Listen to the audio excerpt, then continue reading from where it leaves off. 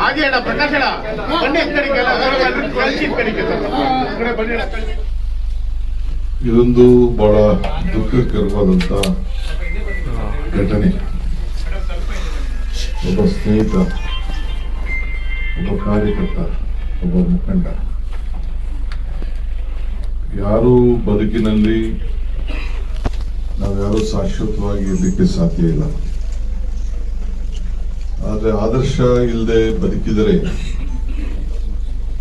ಬದುಕಿಗೆ ಅವಮಾನ. ಆದ್ರೆ ಈ ಸಂದರ್ಭದಲ್ಲಿ ಸಾಧನೆ ಇಲ್ಲದೆ ಬದುಕಿದರೆ ಸಾವು ಅವಮಾನ. ಆದ್ರೆ ನನ್ನ ಸ್ನೇಹಿತ ಸೂರಜ್ ಅವರು ಬಹಳ ಆದರ್ಶ ಜೀವನವನ್ನ, ತ್ಯಾಗ, ಪ್ರಾಮಾಣಿಕತೆ, ಕರ್ತವ್ಯ ಪ್ರಜ್ಞೆ, ಈ ಮೂರನ್ನ ಅಳವಡಿಸಿಕೊಂಡು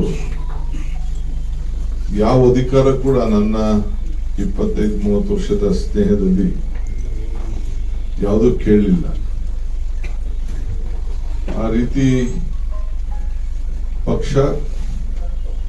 ಪಕ್ಷನೇ ಬಹಳ ಮುಖ್ಯ ಅಂತ ಹೇಳಿ ದೇವರಾಜ ಅವರ ರಕ್ತ ಮೈಯಲ್ಲಿದ್ದಕ್ಕೆ ಅದನ್ನು ಅಳವಡಿಸಿಕೊಂಡು ಇವತ್ತು ನಮ್ಮನ್ನೆಲ್ಲ ಬಿಟ್ಟು ಹೋಗಿದ್ದಾರೆ. ನಾನು ಕೊನೆಗೆ ಒಂದು 5-6 ದಿನದಿಂದ ಅವರು ಸಾವು ಹಬ್ಬಕ್ಕಿನ 3 ದಿನ ಮುಂಚಿತವಾಗಿ, 2 ದಿನ ಮುಂಚಿತವಾಗಿ ದೇವರಾಜ ಅವರ ಪ್ರತಿಮೆಯಲ್ಲಿ ಭೇಟಿ ಮಾಡಿದ್ದೆ. ಗೌರವ ಸಲ್ಲಿಸಕ್ಕೆ ಹೋದಾಗ ಅಲ್ಲಿ ಬಂದಿದ್ರು. ನಾವು ಏನೇನೋ ಅವ್ರಿಗೋಸ್ಕರ ಆಸೆ ಇಟ್ಕೊಂಡಿದ್ದು, ಕೊನೆಗೆ ಅದು ನೆರವೇರಿಸಲಿಲ್ಲ. ಅದನ್ನು ನಾನೀಗ ಈ ಸಂದರ್ಭದಲ್ಲಿ ಇದನ್ನು ಹೇಳಕ್ ನಾನು ಇಷ್ಟ ಇಲ್ಲ. ನಾವೇ ಒಂದು ಮಾತು ಹೇಳ್ತಾ ಇರ್ತೀನಿ, ಮನುಷ್ಯನ ಹುಟ್ಟು ಆಕಸ್ಮಿಕವಾದದ್ದು, ಸಾವು ಅನಿವಾರ್ಯ, ಜನನ ಉಚಿತ, ಪೌರಾಪೇಕ್ಷಿತ ಅಂತ. ಹುಟ್ಟು ಸಾವಿನ ಮಧ್ಯದಲ್ಲಿ ನಾವೇನ್ ಸಾಧನೆ ಮಾಡ್ತೀವಿ ಅದು ಬಹಳ ಮುಖ್ಯ. ಆದರೆ ಸೂರಜ್ ಅವರ ಸಾಧನೆ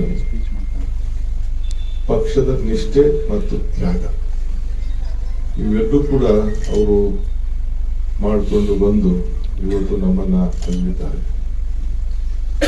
ಒಬ್ಬ ಈ ದೇಶದ ಕಾಂಗ್ರೆಸ್ ಪಕ್ಷದ ಅಧ್ಯಕ್ಷರಾಗಿದ್ದಂಥವರು, ಗಾಂಧಿ ಕುಟುಂಬದ ವಿರೋಧ ಪಕ್ಷದ ನಾಯಕರು ಸೀದಾ ಎಲ್ಲ ಕೆಲಸ ಬಿಟ್ಬಿಟ್ಟು